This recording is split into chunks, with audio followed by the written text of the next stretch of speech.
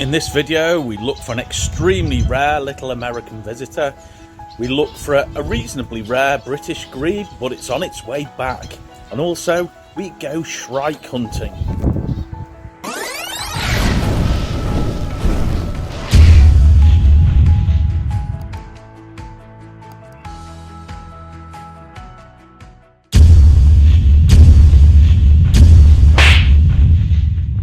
This adventure started with a drive up to the east coast to Hartlepool. Hey folks, you may notice we're not in the van. We're in another travel lodge. There's a reason, and it's not too disastrous. One of the brake pipes went on the van, so we're in the process of kind of sorting it out with the mechanic. He's done half the job, but needs to come back next week to do the rest. The system needs bleeding. The system needs bleeding, yeah. So anyway, not too bad. We'll be had a rough week, haven't we? Yeah, we have. We'll be in it next time, hopefully, all being well. But we're near the Tees again. This time at Hartlepool instead of Middlesbrough. There's a very rare bird here from America. We've kind of put all our eggs in one basket a bit this time to try and find a dark-eyed Junco, which is a little passerine bird from the States that's in somebody's garden. So we're going to go and have a look for that in the morning, and then work everything out from there. Should be exciting enough. There's a bit of a story behind the dark-eyed Junco for me, but I'll tell you that later on. Stick with us. See you in the morning. Night night.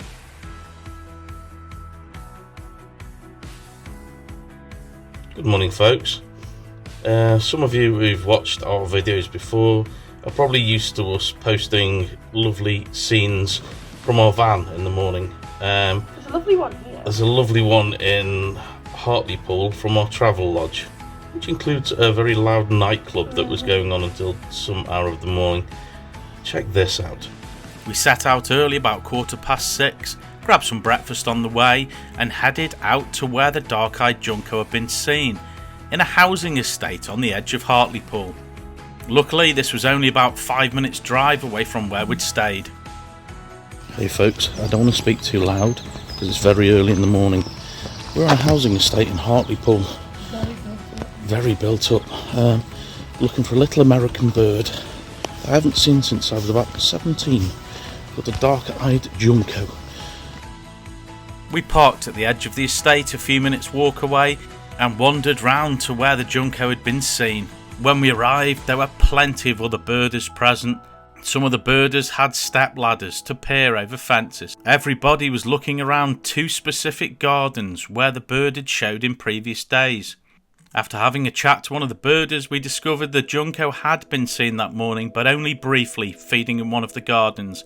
It then flew out into the estate, but as this appeared to be its preferred area, we stuck around and waited for it, in the hope it would return. There was plenty of bird life around, including this lovely little female greenfinch that landed on a TV aerial and then flew off, but was very promptly replaced by a male blackbird. Every single bird that flew into the bushes was investigated quickly by the birders, most of which being house sparrows. We must have stood around for about half an hour, watching all the little birds coming in and out. Eventually, a bird flew into the top of the tree, which looked a little different, quite dark with a white tummy.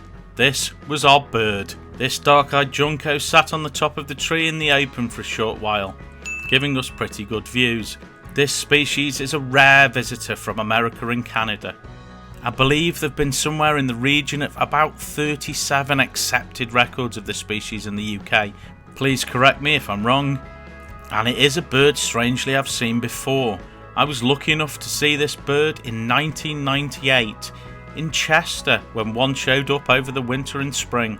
I was about 17 and it was the first really rare bird I'd seen. It showed up in a garden a few minutes walk from where I lived at the time, and although I wasn't anywhere near as invested in birding as I am now, I thought it was certainly worth a look. That individual was seen by a lot of birders and even made the local newspaper. It was believed to be a first winter bird, whereas the bird we were looking at today here is an adult. The dark-eyed Junco does have a few subspecies, this one being the slate-coloured subspecies. After a short stint of sitting high in the conifer, it moved down into the vegetation, but often coming out onto the outlying branches so we could see it. Eventually, to everybody's delight, the bird came down onto the floor to feed, on the pavement right in front of us, at one point being only about 8 or 10 feet from us. This amazing sight was a real treat and a lovely way to get reacquainted with this species after such a long time, and also a lifer for Kaylee. That was pretty surreal. We were stood with a load of other birders in the end of a cul-de-sac. All got ladders. They all had ladders and step ladders because bird guides app said, oh, you might need it to peer over into people's gardens. Anyway, after about, I don't know, half an hour maybe, the Junko flew into the top of a tree with no need for ladders. And then went on the floor. And then went on the floor for a bit. Yeah, it was in the tree for a bit in various places, and then went on the floor right in front of us, which was amazing. This is a bird. It was the first rare bird I really saw as a teenager when I was, I think I was 17 in 1998. One showed up in Chester. So this is quite a biggie for me. Quite a poignant sighting. And another great one for the year. And a lifer for me. And a lifer for I was going to say that. And a lifer for Kaylee. And we bumped into one of our subscribers who was super friendly and helpful. So that was great. On to the next thing. I think we're going to RSPB St Aiden's, which is about an hour and a half away, to try and get black-necked grebe. Stick with us. We drove south for about an hour and 20 minutes to RSPB St Aiden's.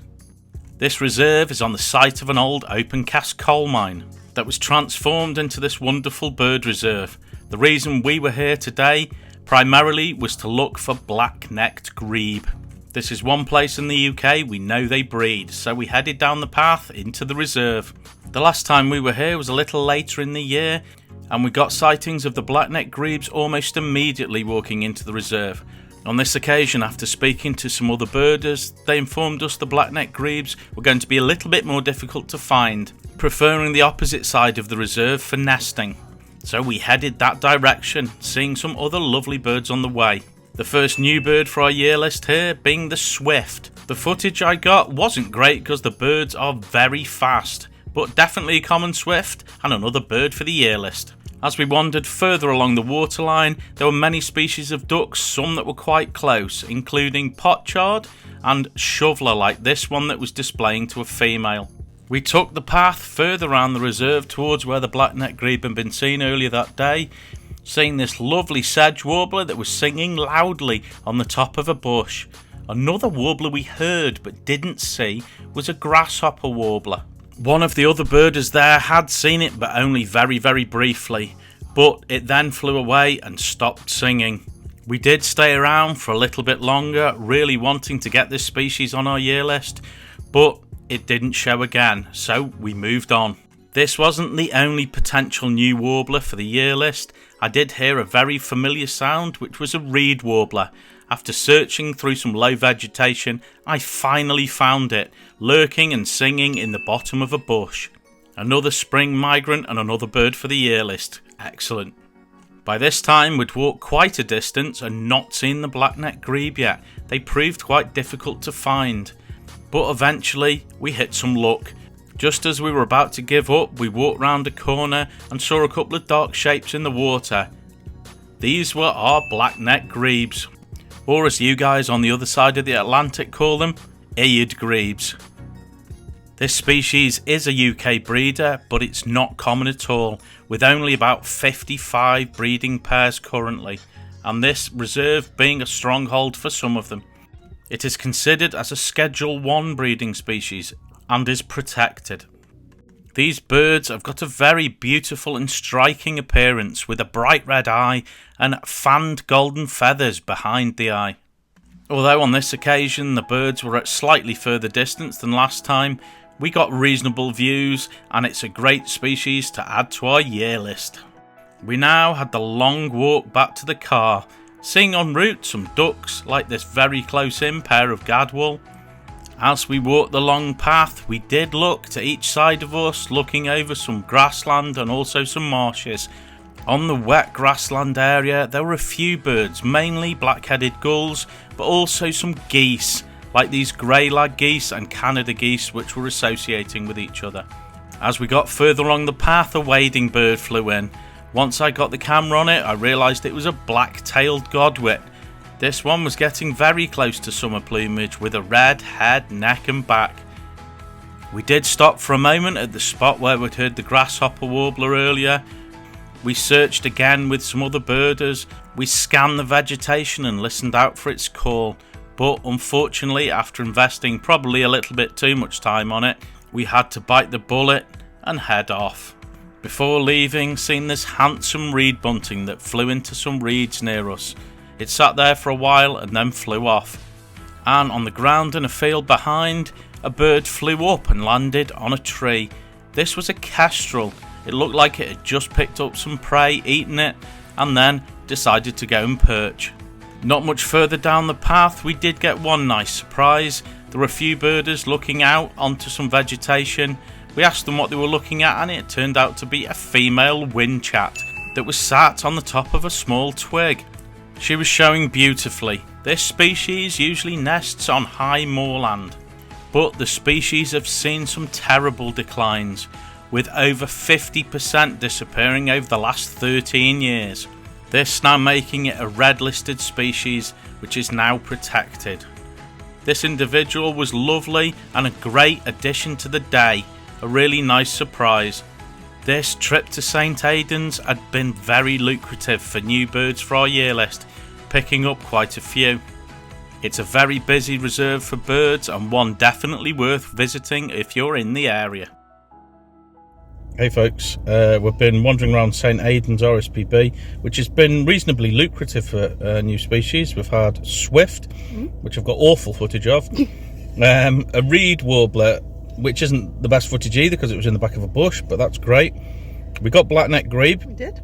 It's a lot more at a distance than last time we were here, but still, we got them, so that was great.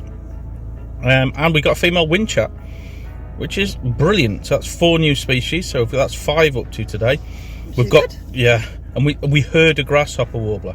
We did, but we didn't see it. No.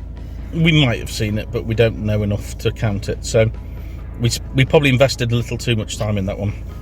Nevertheless, we're heading a couple of hours down south into Lincolnshire now. We should get there by kind of mid to late afternoon. So we're hoping to find a female woodchat shrike that's been there, which would be really good. Yeah, that'd be first for me in the UK and a lifer for Kaylee. So that's about 2.5 hours away. So we've got a bit of a journey ahead of us. Stay with us. Let's see if we can find it. Now it was time for a considerably long journey, about 2.5 hours, down to the Lincolnshire coast, looking for, hopefully, a woodchat shrike. Hey folks, we are at a place called Anderby on the Lincolnshire coast, looking for a female woodchat shrike, which has been here intermittently for the last few days. It was seen this morning. It's now probably about 3:30 in the afternoon, but fingers crossed she is still about. I should be one of this stuff. Yeah, there's loads of scrub around us, so fingers crossed she might be around. Stay with us, see if we find her. We walked on a footpath adjacent to the beach, amongst some low brambles and brush, towards where the woodchat shrike had been seen. When we got there were some other birders who'd informed us that the shrike had been showing reasonably well, up until about 5 minutes before we arrived. Just our luck. So we spent the next hour and a half searching and scanning through low vegetation in the hope it'd pop up again. The only bird that did pop up was this whitethroat, multiple times. This is a species I'd never seen in the UK before, only abroad. And with Kaylee being a real fan of the shrike family, we were determined to find it.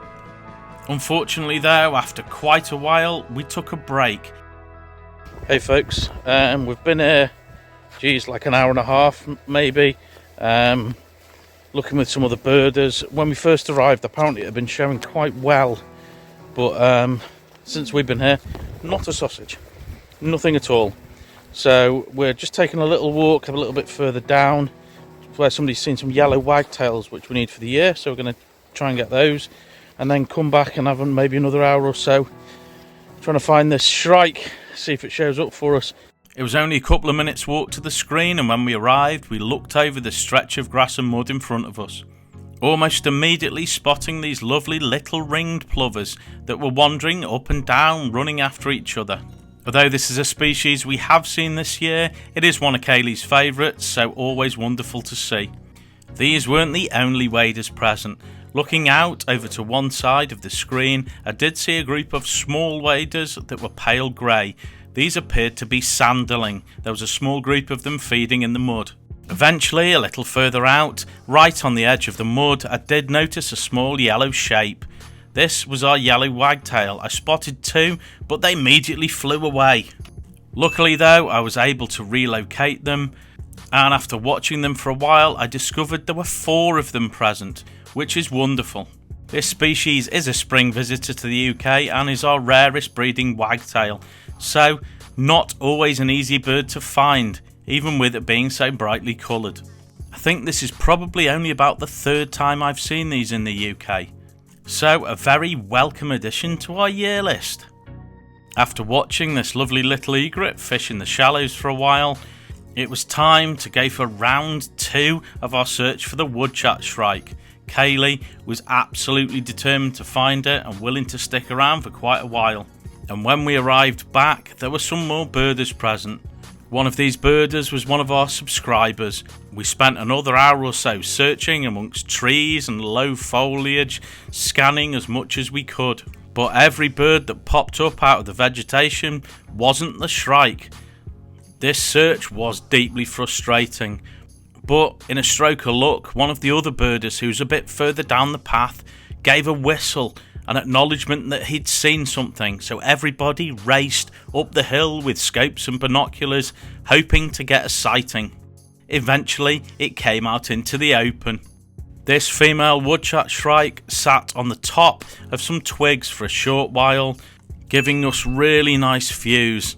After a short while of looking around, it moved onto the low branch of a tree, a little bit further away, but still close enough to get reasonable views. It stuck around there for about a minute and then flew off out of sight. This species breeds in Central and Southern Europe and is a pretty rare visitor to the UK, with only about 30 accepted records, so a really beautiful bird to witness. It was Kaylee's stubbornness and perseverance which led to us actually seeing the bird, and she was over the moon. Someone's excited. We got the shrike. We've been here 3 hours. We thought we were going to have to give up because we're going to get to our hotel before they lock the gates or something. Anyway, we got it. It took 3 hours, but we did it. We found it, and she showed briefly, but nicely. Excellent bird, really cool. Just shrike. really cool. Right, we're going to get some dinner and then head to our hotel, and we'll see you in the morning. We're going to go to Frampton Marsh, try and get some more birds. I think we've got 7 for the day so far. Yeah. Excellent. And now it was time to leave and go and get a chippy dinner to celebrate. I think Kaylee's eating too many chips. I'm full. She's eating a lot of chippies. We've just been to a chippy in Boston and come to Frampton Marsh just to sit on the front and eat our chippies as it was starting to go dark, which was very pleasant. I just booked a hotel. Yes, I booked a very rough looking hotel in Wisbeach or whatever to find. No, I said Wisbeck before, but it was corrected. Anyway, we're gonna go there now and then come back. You know what it's like. Yeah. Could be ace, could be awful. So yeah, we're going to go there now and get some kip and probably have some booze, and then come back to Frampton Marsh in the morning. So stay with us and let's see what we can find tomorrow. Hopefully some more birds for our year list. We left Frampton Marsh behind and this wonderful male marsh harrier that was hunting, and made our way towards our hotel for the night. Good morning. Welcome to a rainy day. After a bit of a rough night, we stayed in, I think, possibly one of the worst hotels I've ever experienced. It was leaking and dripping, it's like Chinese water torture. It was literally raining inside the hotel. It was horrendous. And filthy. Yes, I won't mention which hotel it is, but pretty much a little bit worse for wear for that. But anyway, we've gone out into the rain to try and see what we can find today at Frampton Marsh. So join us. We'll see if there's anything about with the horrendous weather. Keep with us. Regardless of our terrible night's sleep and the absolutely horrendous weather, we headed down the path into Frampton Marsh. Next to the path there's a lot of vegetation which in the summer is blooming with sunflowers. Amongst this vegetation there was a small flock of goldfinch, including this wonderful individual. Further down the path you could look over the hedge onto some flooded farmland where there was quite a few birds, numerous wading birds including these black-tailed godwits. If you look at the back of this footage, there's another wader that's dark and a little smaller. This is a ruff that's slowly getting close to summer plumage. It wasn't just birds here, we did get some lovely views of hares that were fighting amongst each other. This is called boxing, and you can tell why. What a wonderful sight to see, and one you generally only see in the spring. But now we headed towards the 360 hide to briefly get out of the rain. We were hoping there were still some birds around despite the horrendous weather. Scanning over the scene in front of us, there were some birds, mainly noisy breeding groups of black-headed gulls. Amongst them there was a healthy population of avocet. This species used to be really rare in the UK, but numbers have increased nicely and are quite a success story. We headed back out onto the path into the rain, seeing this beautiful family of grey-lag geese with quite a number of goslings. What a successful brood. Walking back along the path next to the flooded fields, I did notice a small wader. This turned out to be a dunlin in summer plumage that was wandering next to one of the pools. We carried on walking along these fields towards the salt marsh. We were hoping to get at least one of two birds that had been present the previous day, a black-winged stilt and a red-breasted goose. On the way to the salt marsh we did get a nice surprise with great close-up views of this lovely spoonbill that was feeding in a pool near the fence. We did see a couple of this species earlier on in the year, but they were very distant, flying away from us, so this was a real treat. After watching these two lapwings squaring up against each other, we headed onto the bank looking over the salt marsh. Standing looking over the salt marsh, the rain got heavier. We did see some birds. There were numerous brent geese, but there didn't appear to be a red-breasted goose amongst them like there had been in previous days. Unfortunately though, at this point the heavens really opened and we were drenched, so we had to try and make it back to the car. When we arrived, soaked through, the rain had really picked up, which unfortunately meant an end to our morning's birding, which was a real shame because the previous day had been so good. Hello folks, as much as we'd like to carry on birding, rain has definitely stopped play today. It's horrendously wet out there, my trousers are drenched through. We were hoping to get a couple of species that were here yesterday. There was a black-winged stilt and a red-breasted goose, which we wanted for the year, but unfortunately I think everything's hunkered down. Everything's hunkered down. It is absolutely horrendous out there, which is a shame. We did get a spoonbill, which was quite nice. Unfortunately, we're going to have to call it a day after such an amazing day yesterday. Katie's tired. Sorry, it was a very long day. It was a horrendous lack of sleep last night.